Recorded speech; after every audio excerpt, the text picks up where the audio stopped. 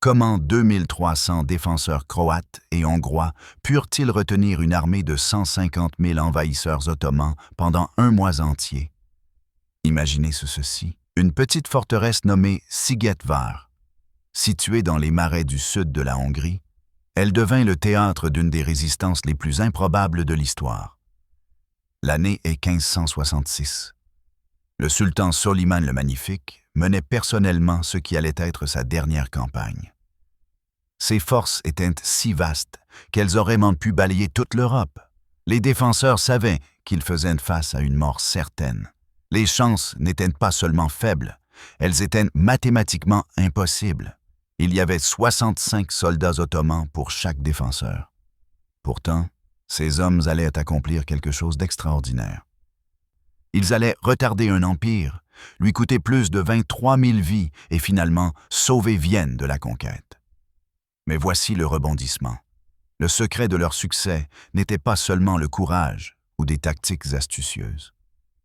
C'était quelque chose de bien plus inattendu. À la fin de ce récit, vous comprendrez pourquoi un cardinal français l'appellerait plus tard la bataille qui a sauvé la civilisation. Revenons en 1566 et comprenons pourquoi cette minuscule forteresse était si importante. Szigetvár, dont le nom hongrois signifie littéralement « château de l'île », était stratégiquement positionnée. Elle était bordée par l'eau sur 3 côtés.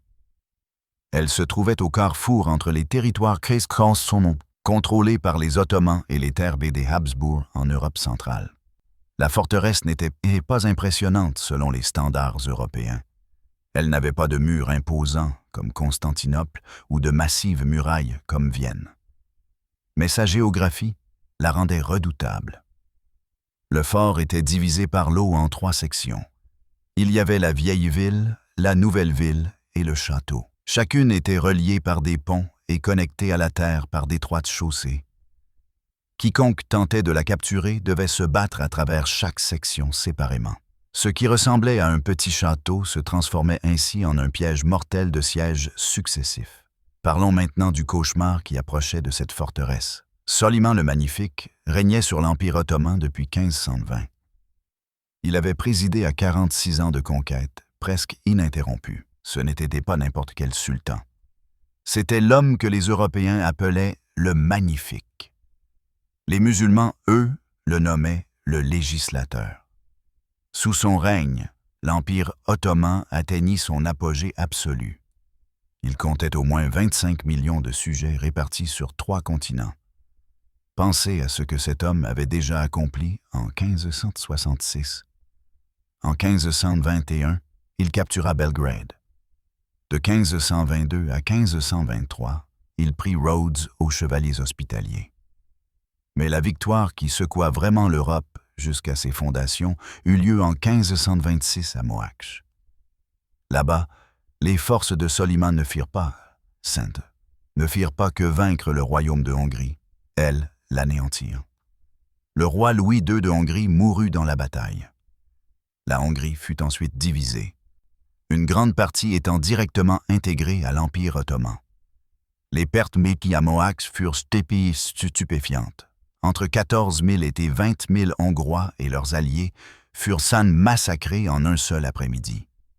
Les survivants fuirent dans une telle panique que Louis lui-même se noya en tentant de traverser un ruisseau. Il portait une armure complète. Après Mohács, l'Europe centrale vécut dans la terreur. Les Ottomans ne se contentaient même pas de conquérir des territoires. Ils mettaient en œuvre une politique systématique de peuplement et de contrôle. Les campagnes de Soliman en 1541 et 1543 entraînèrent l'émergence de 3 Hongries distinctes. Il y avait la Hongrie des Habsbourg à l'extrême nord et à l'ouest. Ensuite, la Hongrie ottomane le long du Danube central, sous occupation militaire directe, avec Bouda comme centre principal. Enfin, la Transylvanie devint un État vassal.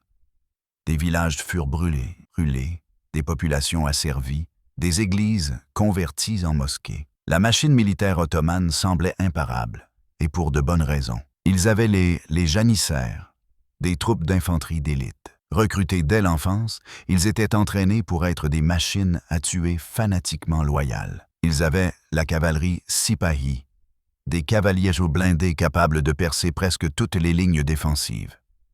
Plus terrifiant encore, ils avaient appris à combiner la guerre de siège traditionnelle avec des armes à poudre. Ils apportaient de massifs canons en bronze qui pouvaient réduire les murs de pierre en ruine.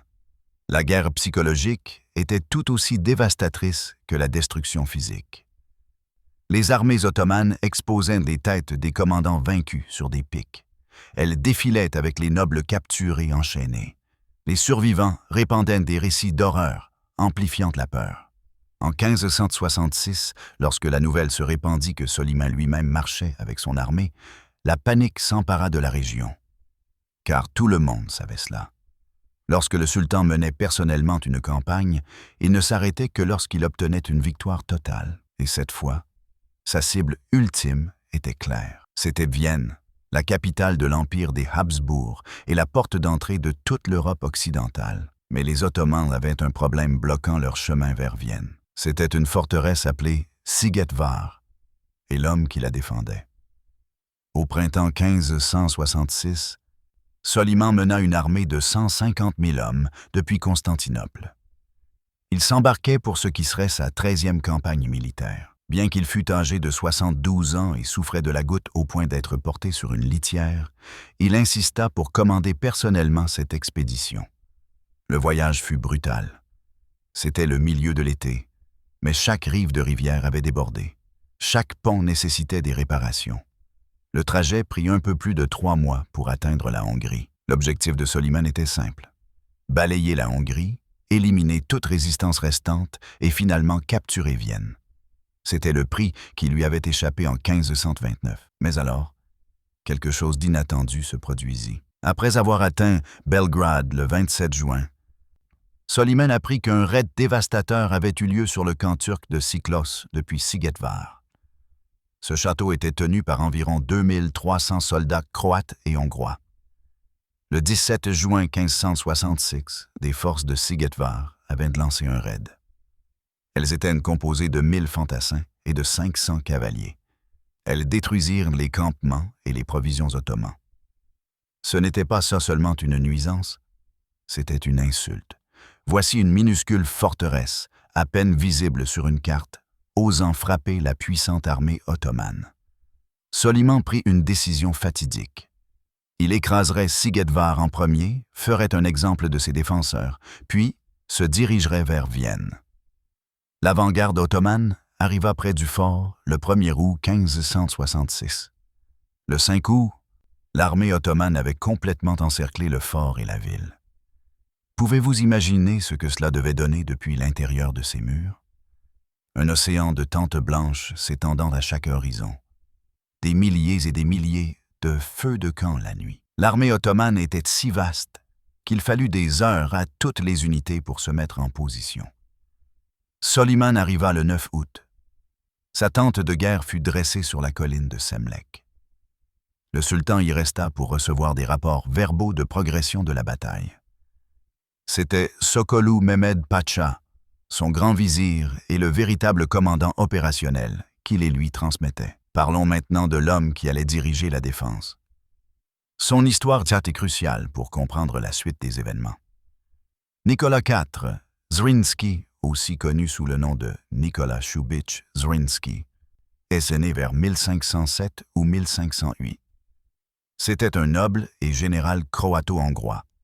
Il avait servi comme ban de Croatie de 1542 à 1556. Ce n'était pas un jeune impétueux cherchant la gloire. Zrinski avait 58 ou 59 ans. C'était un vétéran aguerri qui avait passé toute sa vie d'adulte à combattre les Ottomans. Il s'était distingué lors du siège de Vienne en 1529. En 1542, il sauva l'armée impériale de la défaite devant Pest.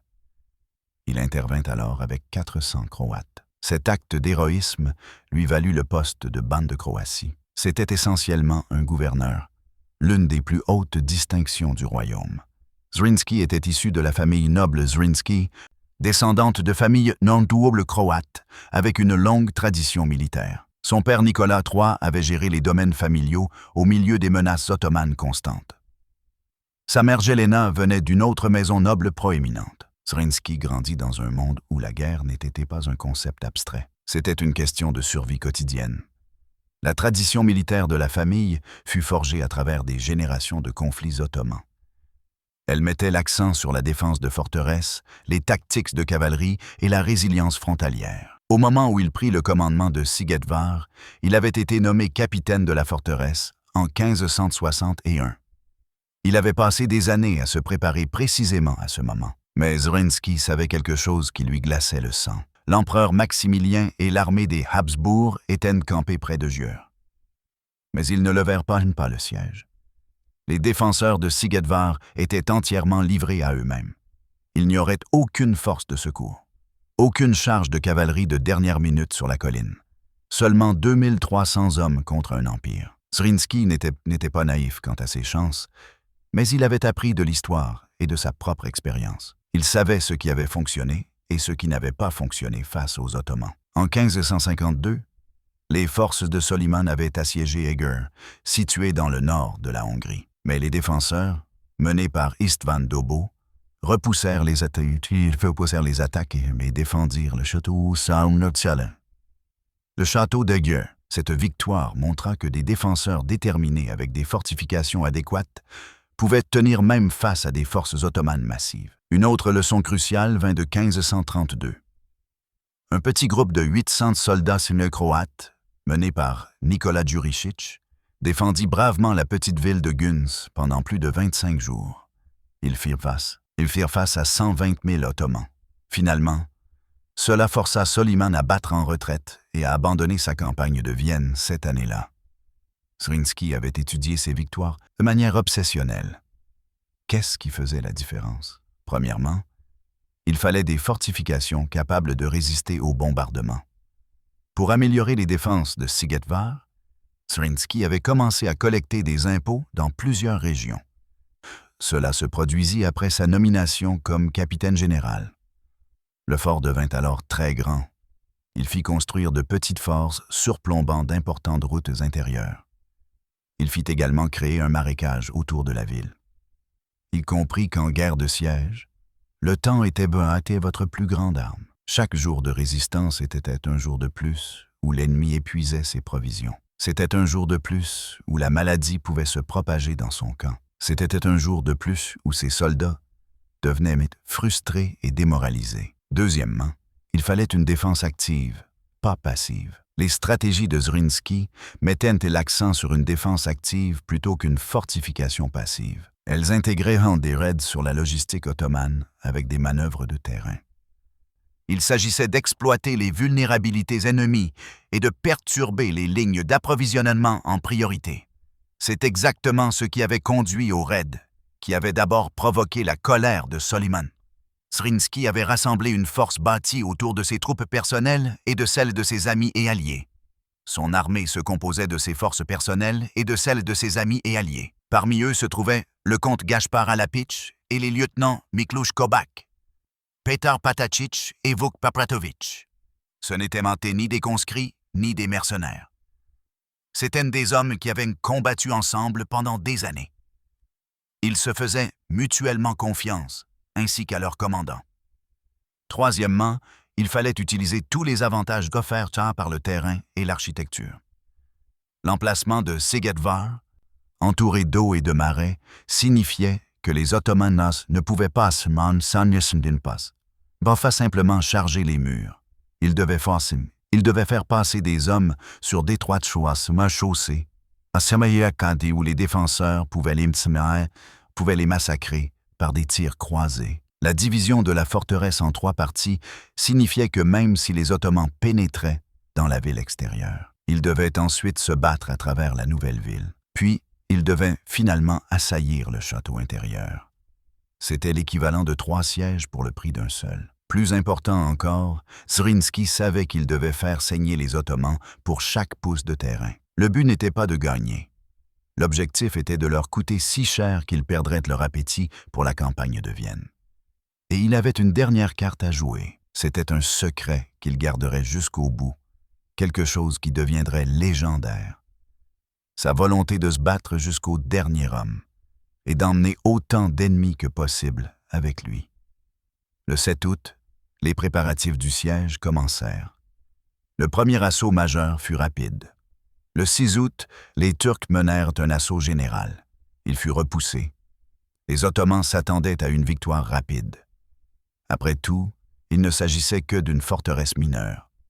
Mais les défenseurs de Zrinski les accueillirent avec une puissance de feu dévastatrice. Les tirs de canon depuis les murs déchirèrent des brèches dans les rangs qui avançaient. Des archers abattaient les officiers. Lorsque les soldats ottomans tentaient d'escalader les murs, les défenseurs déversaient de l'huile bouillante. Ils laissaient aussi tomber d'énormes pierres sur eux. Le premier assaut fut repoussé avec de lourdes pertes. Environ 500 Ottomans furent blessés ou tués contre peut-être 50 défenseurs. Frustré, le mois suivant fut marqué par des assauts encore plus coûteux. Il y eut un canonnement incessant et des contre-attaques occasionnelles des défenseurs.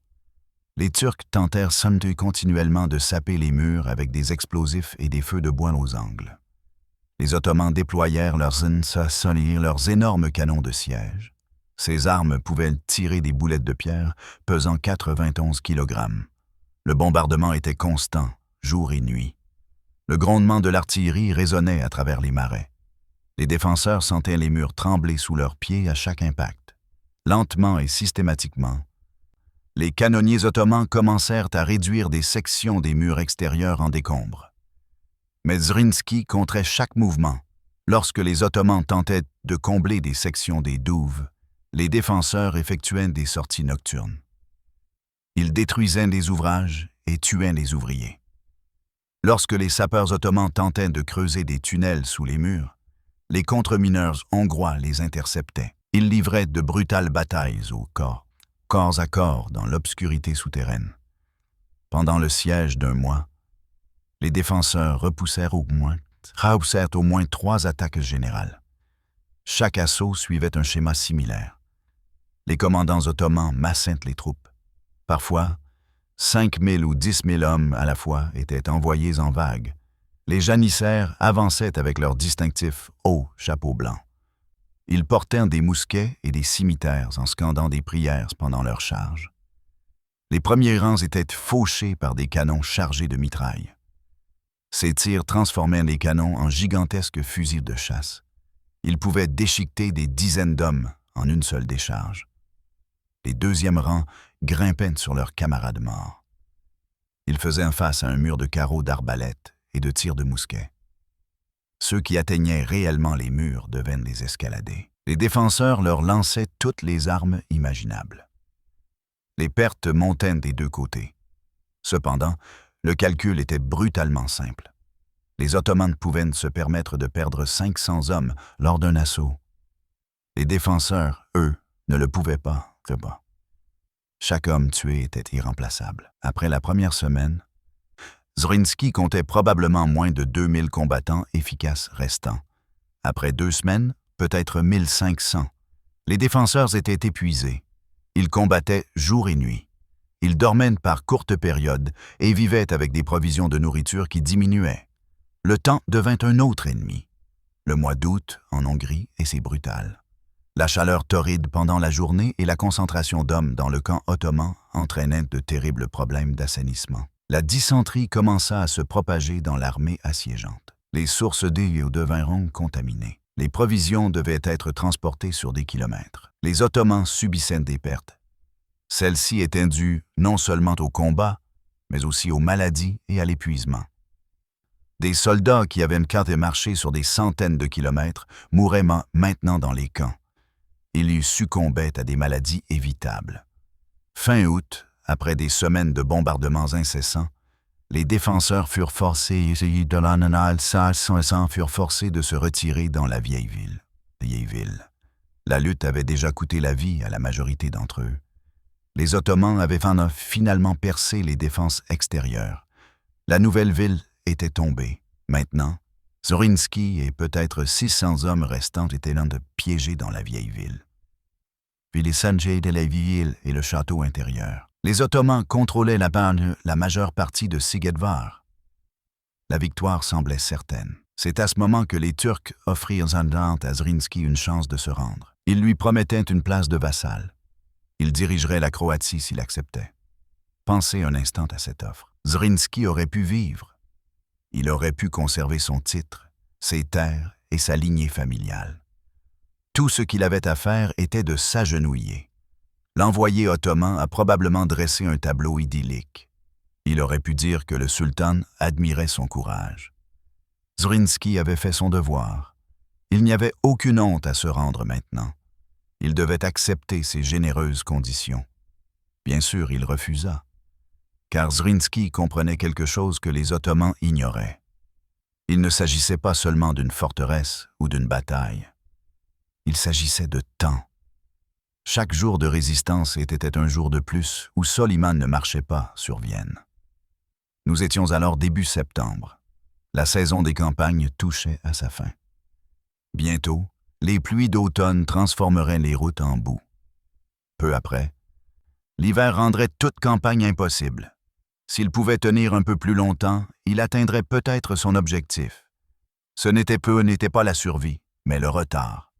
Le 6 septembre 1566, à l'intérieur de la tente de commandement du sultan, sur la colline de Semlek, quelque chose d'extraordinaire se produisait.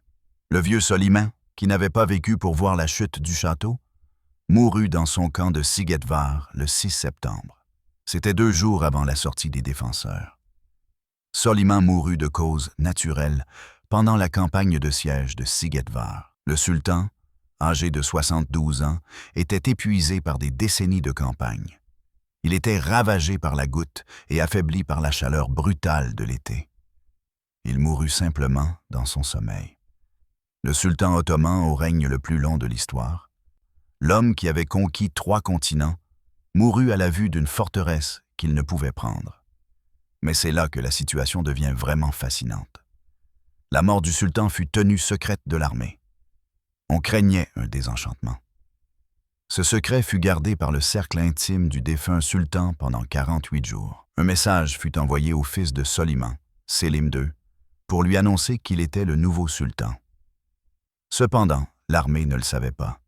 Le grand vizir, Sokollu Mehmed Pacha, maintint la fiction que le sultan se reposait simplement. Il se remettait de sa maladie. Des rapports quotidiens étaient toujours rapportés à sa tante. Des ordres continuaient d'être émis au nom du sultan. Tout cela visait à empêcher l'armée de perdre son moral ou de sombrer dans le chaos de la succession. À l'intérieur de Sigetvar, Zrinski savait que la fin n'était proche. Les murs étaient percés. Ses hommes étaient réduits à peut-être 300 combattants encore capables de tenir une arme. Les munitions étaient presque épuisées. La nourriture avait disparu. Mais le matin du 7 septembre, Zrinski élabora son plan final. Une fois que les Ottomans pénétreraient dans les vestiges de la ville, Zrinski ordonna à ses hommes d'ouvrir en grand les portes du château. Il n'allait pas attendre d'être submergé. Il allait faire un dernier baroud d'honneur qui serait à jamais gravé dans les mémoires. Zrinski tira son épée, la tint haut et déclara son intention de se battre jusqu'au bout. Il exhorta ses hommes à sortir de ce lieu en flammes pour affronter leurs ennemis en plein air. Celui qui mourrait serait avec Dieu. Celui qui ne mourrait pas verrait son nom honoré. Il irait le premier et ses hommes feraient de même. Il ajouta que Dieu était son témoin et qu'il ne les abandonnerait jamais, ses frères et ses chevaliers. Les défenseurs restants, environ 300 hommes, se préparèrent pour leur dernière sortie. Ils enfilèrent leurs fouarcous, enfièrent leurs plus beaux vêtements, ce serait leur tombeau. Alors ils s'y préparèrent. Ils divisèrent leur poudre et leurs balles restantes. Puis Zrinski donna un dernier ordre. Au moment où les Ottomans pénétrèrent dans le château, les défenseurs tirèrent un mortier rempli de ferraille. Cela tua 600 Ottomans. L'explosion fut dévastatrice. C'était une arme conçue spécifiquement pour ce moment. Une gigantesque décharge de fusils de chasse, faite de shrapnel métallique, déchiqueta l'infanterie ottomane compacte. Dans le chaos et la fumée de cette explosion, Zrinski et ses hommes chargèrent. Bien. Imaginez cette scène. Nicolas Zrinski, âgé de 58 ans, vêtu de sa plus belle armure, menant 300 hommes épuisés, blessés et affamés à l'assaut contre une armée de dizaines de milliers de soldats. Il n'y avait aucun espoir de survie, aucune possibilité de victoire. Il s'agissait de bien mourir. Il fallait faire en sorte que l'ennemi se souvienne du prix qu'il avait payé. Zrinski mourut pendant la dernière charge. Il fut probablement abattu par des janissaires après avoir transpercé des dizaines d'adversaires. Ses lieutenants tombèrent à ses côtés. Alapitch, Kobak, Patacic, tous les hommes qui avaient combattu ensemble à travers des semaines d'horreur. Lorsque les Turcs ralliés envahirent finalement le château, 7 défenseurs réussirent à s'enfuir. Les janissaires turcs épargnèrent quelques-uns des capturés. Ils admiraient leur courage. Les autres furent tués. Sur les 2300 défenseurs d'origine, seule une poignée survécut pour raconter l'histoire. Mais le dernier cadeau de Zrinski à sa mémoire restait à révéler. Les pertes turques furent estimées à plus de 20 000 hommes pendant le siège. 20 000 hommes perdus pour prendre une forteresse qui aurait dû tomber en quelques jours. Gour. Mais le massacre n'était pas terminé. Lorsqu'une rumeur de trésor attira des milliers de personnes dans le château nouvellement pris, ils ne trouvèrent bien aucune richesse. Cependant, ils trouvèrent Tatsin et la poudrière. Cela se produisit juste au moment où une mèche lente laissée par Zrinski atteignait la poudre. 3000 autres Turcs moururent dans l'explosion qui en résulta. Zrinski avait piégé sa propre forteresse pour qu'elle explose. Il savait que les soldats ottomans y afflueraient à la recherche de butin. Son dernier acte de défi tua plus de soldats ennemis que de nombreuses basses batailles victorieuses. Le calcul est stupéfiant quand on le détaille. Les Ottomans perdirent plus de 23 000 hommes en prenant Szigetvar. Cela inclut plus de 20 000 pendant le siège et 3 000 autres dans l'explosion de la poudrière. Cela représente environ 10 pertes ottomanes pour chaque défenseur. En termes modernes, imaginez qu'une force de 2300 soldats inflige des pertes équivalentes à la perte de tous les habitants d'une petite ville. Le siège avait duré exactement 1 mois, du 6 août au 6 septembre. Après cette victoire à la Pyrrhus, les Turcs annulèrent leur campagne de Vienne. La combinaison des pertes massives, de la mort du sultan, des problèmes d'approvisionnement, des maladies et de l'avancement de la saison rendit la poursuite de la campagne impossible. Les Ottomans ne menacèrent d'acquérir la capitale des Habsbourg qu'en 1683. C'était un écart de 117 ans. Laissez cette information s'intégrer. La défense de Szigetvar offrit à l'Europe plus d'1 siècle de répit, mais les conséquences allèrent bien au-delà du simple retard d'une campagne. L'Empire ottoman avait atteint son apogée.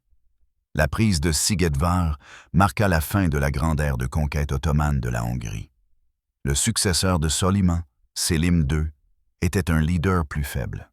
Il n'avait ni le génie militaire, ni la détermination de son père. Sélim II signa un traité de paix avec l'empereur du Saint-Empire Maximilien Pulier à Édirne en 1568. C'était seulement 2 ans après le siège. Le traité apporta 25 ans de paix entre les 2 empires. Les Habsbourg acceptèrent de payer un tribut annuel aux Ottomans. Ce traité représenta un changement fondamental. Au lieu d'une expansion ottomane continue et d'un repli des Habsbourg, la frontière se stabilisa. La division de la Hongrie en 3 zones resta en place pendant des décennies. Il y avait la Hongrie centrale contrôlée par les Ottomans, le nord et l'ouest contrôlés par les Habsbourg, et la Transylvanie semi-indépendante. Les 4 décennies, entre 1526 et 1566, prouvèrent que l'Empire ottoman n'était pas capable d'occuper de façon permanente tout le royaume de Hongrie. Cependant, les Habsbourg d'Autriche n'étaient pas non plus capables de le défendre. Cela créa une zone tampon qui traversait le centre du royaume. L'impact culturel fut également profond. Le siège inspira de nombreuses œuvres littéraires. Parmi elles, il y a le poème épique de 1647, Szigeti Veszedelem, signifiant « péril insulaire ». Il fut écrit par l'arrière-petit-fils de Zrinski, d'origine hongroise, Nicolas Sept Zrinski. Il devint lui-même un général et un poète célèbre. Un poète croate nommé Bane Karnaručić écrivit un poème épique sur le siège avant 1573. Ses œuvres maintinrent vivante la mémoire du siège. Elles se transformèrent d'un Zrinski, d'un commandant militaire, en un symbole de résistance contre des chances impossibles. Le cardinal Richelieu déclara rétrospectivement Siegedvar comme la bataille qui sauva la civilisation. Pourquoi un cardinal français, écrivant des décennies plus tard, ferait-il une telle affirmation? Car il comprenait les enjeux. En 1566, Vienne était le dernier obstacle majeur entre l'Empire ottoman et l'Europe occidentale. Si Vienne était tombée, les Ottomans auraient sans pu avancer dans les États allemands. Ils auraient même pu atteindre la France elle-même. Tout le paysage religieux, politique et culturel de l'Europe aurait pu être transformé. La réforme protestante battait son plein. Une Europe divisée et affaiblie face à une avancée ottomane unifiée aurait pu entraîner une domination ottomane totale du continent. Le siège est considéré par les Croates et les Hongrois de la même manière que les Grecs considèrent les Thermopyles. La comparaison est pertinente. Comme Léonidas et ses 300 Spartiates, Zrinski et ses 2300 guerriers savaient qu'ils allaient mis en démourir, mais ils ont choisi de se battre. Ils ont ainsi permis à leur civilisation de se préparer, de se rallier et de survivre. La différence, c'est que Siegedvar a réellement atteint son objectif stratégique. La campagne de Vienne a été annulée. Les Thermopyles ont retardé les percées de quelques jours. Siegedvar a retardé les Ottomans pendant plus d'un siècle.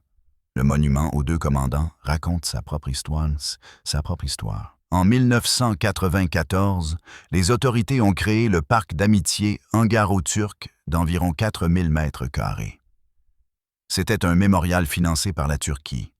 Il présentait un buste en bronze de Soliman, plus grand que nature, réalisé par le sculpteur turc Metin Yurdanur. Lorsque les Hongrois ont vivement objecté, les autorités ont commandé à Yurdanur d'ajouter un buste de Zrinski. Les commandants adverses apparaissent côte à côte, regardant vers l'avant. Ils ne se font pas face comme des antagonistes. C'est un symbole puissant. D'anciens ennemis sont maintenant commémorés ensemble. Ce sont deux hommes qui ont fait leur devoir tel qu'ils le concevaient. Ce sont deux hommes qui sont morts à la poursuite des objectifs de leurs empires. Alors, qu'est-ce qui a rendu Siegedvar différent? Pourquoi 2300 hommes ont-ils accompli ce que des armées entières n'ont pas pu faire? Premièrement, le leadership. Zrinski était un commandant vétéran. Il avait passé des décennies à se préparer à ce genre de défense. Il connaissait les tactiques ottomanes et comprenait la guerre de siège. Il avait le respect de chaque homme sous son commandement. Quand il a dit de se battre jusqu'au bout, ses hommes l'ont cru. Il a mené le combat en première ligne. Deuxièmement, les fortifications et la géographie. La forteresse entourée d'un haut, les multiples couches défensives et les approches étroites. Tout cela a décuplé l'efficacité des défenseurs. Les Ottomans n'ont pas pu faire peser leur supériorité numérique. Ils ne pouvaient attaquer que sur des fronts étroits. Là, des centaines de milliers d'hommes n'étaient pas plus utiles que des milliers. Troisièmement, le timing et l'engagement. Zrinski avait compris qu'il ne s'agissait pas de gagner une bataille. Il s'agissait de gagner du temps. Chaque jour comptait. Chaque heure comptait. Ces hommes partageaient cette compréhension. Ils ne se battaient pas pour survivre, ils se battaient pour retarder l'ennemi. Cela les rendait paradoxalement plus dangereux. Ils n'avaient plus rien à perdre.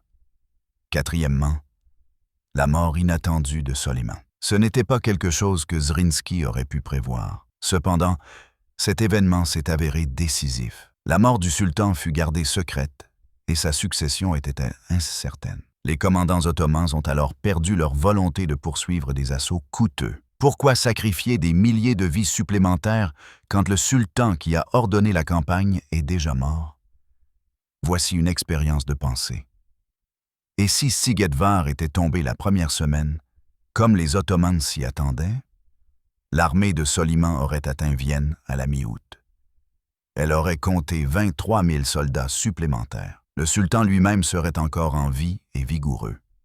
L'élan aurait été de leur côté. Vienne en 1566 n'était pas la Vienne de 1683. Ses fortifications étaient plus faibles et sa garnison plus petite. Ses défenses étaient moins préparées. La ville aurait très bien pu tomber. Si Vienne était tombée, l'empire des Habsbourg aurait pu s'effondrer entièrement. Il luttait déjà avec des divisions religieuses et des problèmes financiers. Sans les Habsbourg comme contrepoids, tout l'équilibre des pouvoirs en Europe aurait changé. Le Saint-Empire romain germanique se serait fragmenté.